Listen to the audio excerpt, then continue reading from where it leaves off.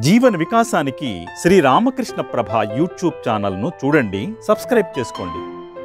ఆబాల గోపాలాన్ని అలరించే శ్రీ రామకృష్ణ ప్రభ మాసపత్రికను చదవండి, చదివించండి. మనస్సుని హయ్యర్ స్టేజ్ లో ఉంచడమే నిజమైన వ్యక్తిత్వం. మనస్సుని హయ్యర్ స్టేజ్ లో ఉంచాలి అంటే మనసుకి ప్రాపర్ ట్రైనింగ్ ఇవ్వాలి. స్వామి రంగనాథనంజీ మహారాజ్ చెప్తూ ఉండేవారు. ఏం చెప్పేవారంటే, మైండ్కి ఏ విధంగా ట్రైనింగ్ ఇవ్వాలి అన్న విషయాన్ని జపాన్ దేశస్థులు ఆచరించి చూపిస్తున్నారు. అందుకే ఆ దేశం అంత చక్కగా అభివృద్ధి చెందుతుంది. భారతీయులకి మనస్సుకి ఏ విధంగా శిక్షణ ఇవ్వాలో తెలుసు, అయినప్పటికీ కూడా దాన్ని పూర్తిగా ఆచరించలేకపోతున్నారు. వారు కూడా పూర్తిగా ఆచరించినట్లయితే భారతదేశం ఎంతో ఉన్నతంగా చేరుకుంటుంది. కాబట్టి గుర్తుంచుకోవాలి, మనం వ్యక్తిగతంగా కానీ లేదంటే సామాజికంగా కానీ మనం పురోగతి చెందాలి అంటే ప్రధానంగా మనం గుర్తించుకోవాల్సింది అంతా కూడా మన మనసుపై ఆధారపడి ఉంటుంది. మనసుకి ఎటువంటి శిక్షణ మనం ఇవ్వగలుగుతున్నాం అన్న అంశంపై మనకు ఆధారపడి ఉంటుంది అన్నమాట. మనసుకి మనం ప్రాపర్ ట్రైనింగ్ ఇవ్వాలి. ఆ ట్రైనింగ్ ఇవ్వలేదు అనేసరికి మనం మనసు యొక్క ఆధీనంలోకి మనం వెళ్ళిపోతూ ఉంటాం, మనసుకి బానిసలం అయిపోతూ ఉంటాం. ఈ మనసు గురించి శాస్త్రాల్లో ఒక చక్కని ఎగ్జాంపుల్ చెప్తారన్నమాట. ఇదే స్వామి వివేకానంద కూడా చెప్తూ ఉండేవారు. రాజయోగం అనే పుస్తకంలో కూడా ఎగ్జాంపుల్ వస్తుందన్నమాట. ఏంటో ఎగ్జాంపుల్ అంటే, ముందు మనసుకు ట్రైనింగ్ ఇచ్చే ముందు మనసు యొక్క స్వభావం ఏ విధంగా ఉంటుందో మనం తెలుసుకోవాలి. It is very interesting subject మాట, మైండ్ గురించి తెలుసుకోవడం. మనసు యొక్క స్వభావం ఎలా ఉంటుందంట, యానిమల్స్ లో చాలా రెస్ట్లెస్ గా ఉండే జంతువు మంకీ, మనందరికీ తెలుసు. ఎప్పుడు కూడా స్థిరంగా కూర్చోలేదు, స్థిరంగా ఒకవైపు చూడలేదు. మరి ఒకసారి ఏమైందంటే, కోతి ఆల్రెడీ రెస్ట్లెస్ గా ఉంది. ఈ కోతి అటు ఇటు తిరుగుతూ ఉంటే దానికి కొంచెం దూరంలో ఒక వైన్ బాటిల్ కనిపించింది. అవేవో నీళ్ళు అనుకొని పూర్తిగా తాగేసింది. తాగేసరికి అది మొత్తం ఎక్కి ఇంకా పూర్తిగా రెస్ట్లెస్ అయిపోయింది. అది ఏం చేస్తుందో దానికే తెలియదు. అదే సమయంలో ఏమైందంటే, ఆ పక్కనే వెళ్తున్న తేలు కుట్టిందంట. ఇంకా తేలు కుట్టేసరికి దాని యొక్క పరిస్థితి ఎలా ఉంటుందో మనం ఊహించలేం కదా. అక్కడతో ఆగిపోలేదు. చివరిగా మరొకటి ఏమైందంటే, అదే చెట్టు పైన ఉన్న ఒక భూతం దాన్ని ఆవహించింది అనమాట, ఘోస్ట్. ఆల్రెడీ కోతి రెస్ట్లెస్ గా ఉంది, చంచలంగా ఉంది. దానికి ఇన్ని వచ్చేసరికి ఒకవైపు తేలు కొట్టడం, వైన్ తాగడం, మరొకటేమో దానికి ఒక ఘోస్ట్ వచ్చేయడం, ఇవన్నీ వచ్చేసరికి దాని పరిస్థితి ఏ విధంగా ఉంటుంది, ఎంత చంచలంగా ఉంటుంది. మన మనస్సు యొక్క పరిస్థితి కూడా అదే. ఇటువంటి మనస్సుని మనం కంట్రోల్ చేయగలగాలి. ఇటువంటి మనస్సుని మనం ప్రాపర్ ట్రైనింగ్ ఇచ్చినప్పుడే కంట్రోల్ చేయగలం. ప్రాపర్ ట్రైనింగ్ ఇవ్వకపోతే మనసుకి మనం బానిసలం అవుతాం. ట్రైనింగ్ ఇచ్చినట్లయితే మనం చెప్పినట్టుగా మనస్సు వింటుంది. అందుకే భగవద్గీతలో శ్రీకృష్ణ పరమాత్మ చాలా చక్కని మాట చెప్తారన్నమాట మనసు గురించి. ఏమని చెప్తారు?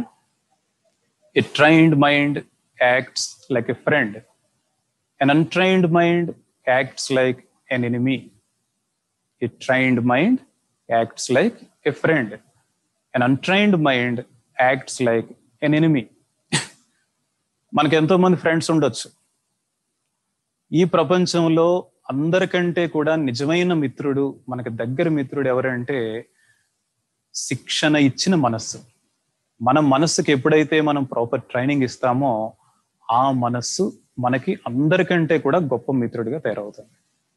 ఇదే మనస్సుకి మనం ప్రాపర్ ట్రైనింగ్ ఇవ్వకపోతే, శిక్షణ ఇవ్వకపోతే, అంతకు మించిన గొప్ప శత్రువు ఈ లోకంలో మనకి ఇంకెవరు లేరు. మన మనసే మనకి శత్రువుగా మారుతుంది. మనం ఏదో అనుకోవచ్చు, నాకు వీళ్ళు ఉన్నారండి, ఎనిమీస్ వాళ్ళు ఉన్నారండి, అవన్నీ నిజం కాదు. నిజానికి అంతా కూడా మన మనసులోనే ఉంది. మన జీవితం అభివృద్ధి చెందాలంటే మన మనసులోనే ఉంది.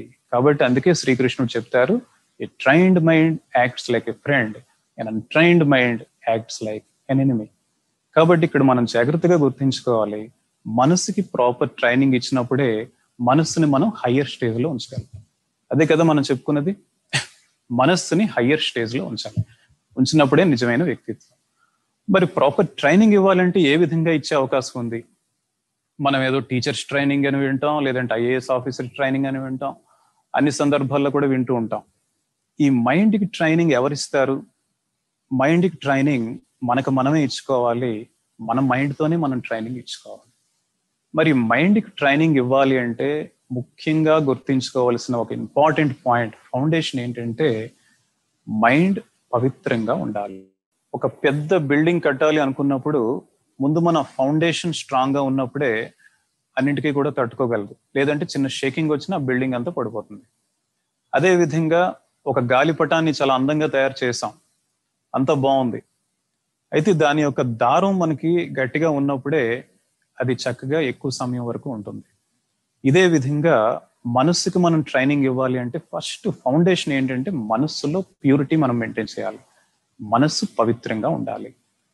పవిత్రత అనే వర్డ్ వచ్చేసరికి మనకు బెస్ట్ ఎగ్జాంపుల్ ఏంటంటే శ్రీ శారదాదేవి, జగన్మాత.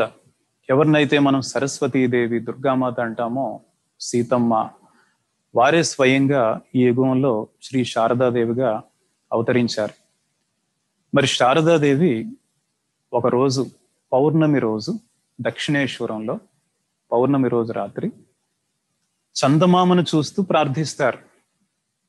ఏమని ప్రార్థించారు అంటే, భగవంతుడా, ఈ చందమామలో కూడా మచ్చలు కనిపిస్తున్నాయి, కానీ నా మనస్సులో మాత్రం ఎటువంటి కల్మషం లేకుండా చూడండి. చందమామలో కూడా మచ్చలు కనిపిస్తూ ఉంటాయి, నా మనస్సులో మాత్రం ఎటువంటి కల్మషం లేకుండా చూడండి. ఇక్కడ శారదమ్మ జగన్మాత ఎందుకు ఆ విధంగా ప్రార్థించారు?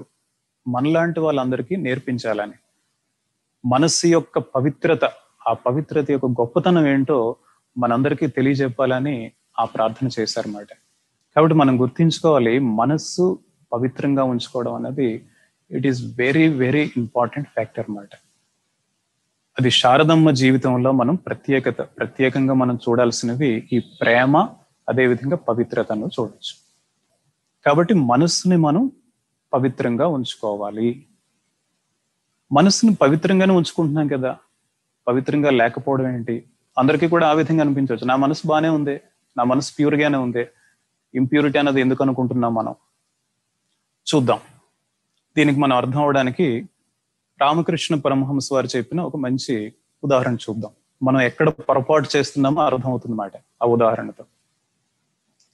రామకృష్ణ పరమహంస వారు ఏమని చెప్తారంటే, ఒక వైట్ క్లాత్ ఉంది, తెల్లని వస్త్రం ఉంది.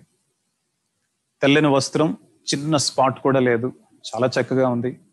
ఆ వస్త్రాన్ని తీసుకువెళ్ళి బ్లాక్ వాటర్లో ముంచేసాం, బ్లాక్ క్లాత్ అయిపోయింది. మరొక వైట్ క్లాత్ని తీసుకొని రెడ్ కలర్లో ముంచేసాం, రెడ్ క్లాత్ అయిపోయింది. మనం ఏ కలర్లో ముంచితే ఆ క్లాత్ అయిపోతుంది. అదే విధంగా మనిషి జన్మించినప్పుడు భగవంతుడు మనకి పవిత్రమైన మనసు ఇచ్చాడు. చిన్న పిల్లల్లో ఎవరినైనా చూడండి, ఎటువంటి అపవిత్రత, ఎటువంటి కల్మషం ఉండదు, పవిత్రమైన మనస్సు ఉండేది మన అందరికీ కూడా పవిత్రమైన మనస్సే. ఎప్పుడైతే మనిషి తనకు తెలియకుండా ఈ పవిత్రమైన మనస్సుని బ్లాక్ వాటర్, రెడ్ వాటర్, ఏంటండి ఇవన్నీను, ఏంటి వాటర్స్ అన్ని? ఏంటి అంటే నెగిటివ్ థాట్స్, బ్యాడ్ థాట్స్, ఇటువంటి బ్లాక్ వాటర్, రెడ్ వాటర్, వీటిలో మనం తెలియకుండానే వాటిలో ముంచుతూ ఉంటే ఆ వస్త్రం ఏమవుతుంది? డిఫరెంట్ కలర్స్ లోకి వెళ్ళిపోతుంది. మనకు తెలియకుండానే మన డైరెక్షన్ మారిపోతూ ఉంటుంది. జీవితంలో ఒక్కొక్కసారి మనం ప్రశ్న వస్తూ ఉంటుంది అన్నమాట, ఇదేంటి అబ్బాయి ఇంత మంచివాడు కదా, ఈ విధంగా చేశాడా? అమ్మాయి ఇంత మంచిది కదా, ఈ విధంగా చేస్తుందని ఎప్పుడు మేము ఎక్స్పెక్ట్ చేయలేదే. అక్కడ జరుగుతుంది ఏంటంటే, మనకు తెలియకుండానే మన మనస్సుని మనమే అపవిత్రం చేసుకుంటున్నాం. మన ఒక సమాజాన్ని కానీ, పక్కవారిని కానీ, ఎదుటివారిని కానీ ఎవరిని బ్లేమ్ చేయని అవసరం లేదు. Everything depends on us. మనం ఎప్పుడైతే ఆ మనస్సుని పవిత్రంగా ఉంచుకోవాలి అని ప్రత్యేకంగా ట్రైనింగ్ ఇస్తామో మనం ఉంచుకోగలం, లేదు అంటే అది అపవిత్రం అయిపోతూ ఉంటుంది. కాబట్టి ఈ బ్యాడ్ థాట్స్, నెగిటివ్ థాట్స్ విషయంలో మనం చాలా జాగ్రత్తగా ఉండాలి. కొంతమంది అడగవచ్చు, ఏంటంటే నిజంగా అంత ప్రాబ్లమా బ్యాడ్ థాట్స్, నెగిటివ్ థాట్స్? ఒక కాలేజ్లో ఇదే విధంగా చెప్తూ ఉంటే ఒక అమ్మాయి ప్రశ్నించింది మాట, అసలు బ్యాడ్ థాట్స్, నెగిటివ్ థాట్స్ అంటే ఏంటండి, మాకు అన్ని మంచివి అనిపిస్తూ ఉంటాయే. సింపుల్ థింగ్, స్వామి వివేకానంద ఒకటే చెప్తారు, ఏదైనా ఒక ఆలోచన మనల్ని నైతికంగా కానీ, ఆధ్యాత్మికంగా కానీ బలహీనపరుస్తున్నట్లయితే అది బ్యాడ్ థాట్ గాని, నెగిటివ్ థాట్ గాని అవుతుంది. ఏదైనా ఒక ఆలోచన మనల్ని నైతికంగా కానీ, ఆధ్యాత్మికంగా కానీ బలవంతులను చేస్తున్నట్లయితే, శక్తిమంతులను చేస్తున్నట్లయితే అది గుడ్ థాట్, పాజిటివ్ థాట్ అవుతుంది.